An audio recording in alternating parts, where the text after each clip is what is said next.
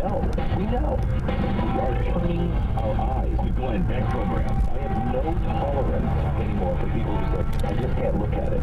Listen and look. You don't have that. Glenn Beck. Mornings at 7. What can you do? Here's something you can do. News Radio 690 KTSM. News Radio 690 KTSM.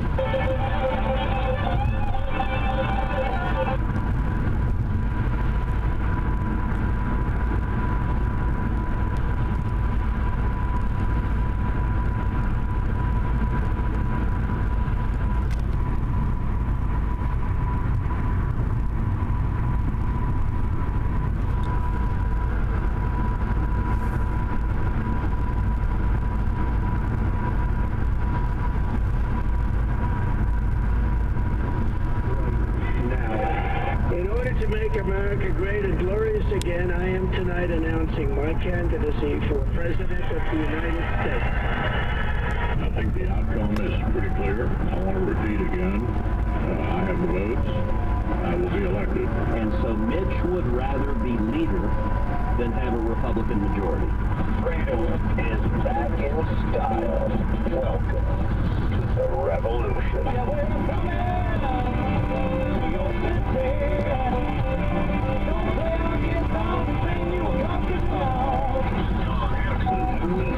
Sean Hannity Show. More behind-the-scenes information on breaking news and more bold, inspired solutions for America. All right, thanks, Scott John, and thanks to all of you for being with us. Toll free, it's 800-941-SEAN if you want to be a part of the program. A lot going on today. Nancy Pelosi, very sad. Very sad. Made her announcement today. She's no longer going to be in the House leadership. Here's what she had to say. My friends, no matter what title you all, my colleagues, have bestowed upon me, Speaker, Leader, Whip, there is no greater official honor for me than to stand on this floor and to speak for the people of San Francisco. This I will continue to do as a member of the House, speaking for the people of San Francisco, serving the great state of California, and defending our Constitution. And with great confidence in our caucus, I will not seek re-election to Democratic leadership in the next Congress.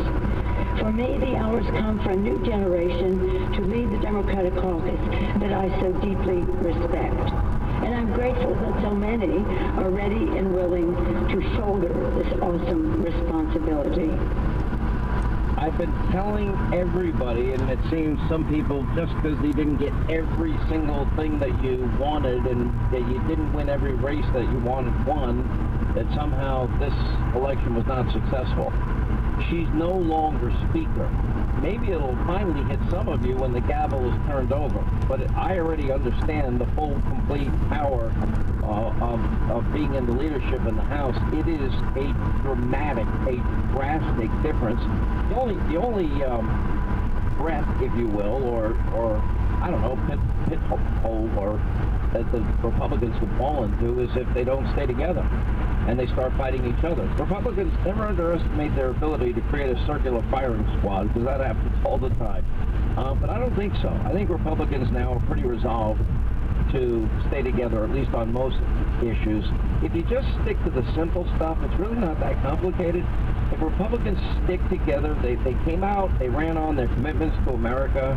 If they want to make America more safe and secure, fund our police, move forward with all of those plans of action, run with your positive agenda, get America to energy independence, vote for that, vote for control of our borders, vote for law and order and safety and security, vote to get rid of the insanity of no bail laws, vote to have classical educational opportunities for kids in every town, every city, every school.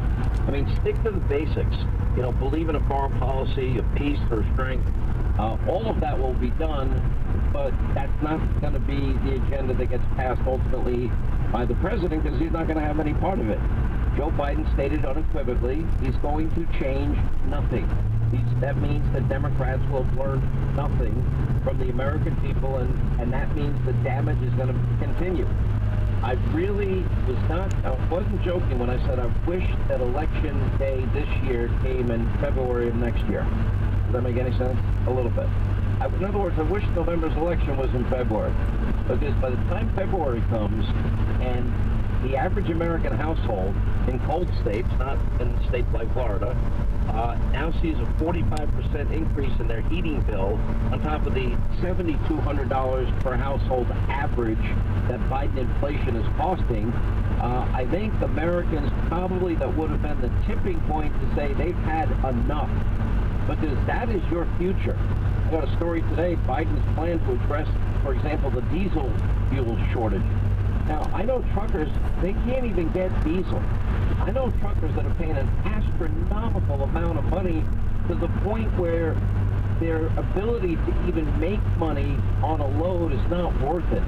There are trucking companies that are literally either shutting down and selling their equipment, or they're just hitting the pause button and waiting for profitability to come back because they can't make money. We have supply chain issues.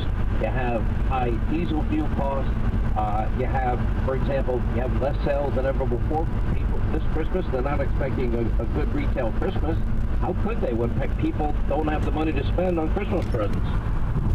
Anyway, with temperatures now plunging into the 30s and 4 foot of snow in upstate New York, for example, Joe Biden's finally come up with a plan to deal with the heating and oil and diesel fuel crisis that he created. And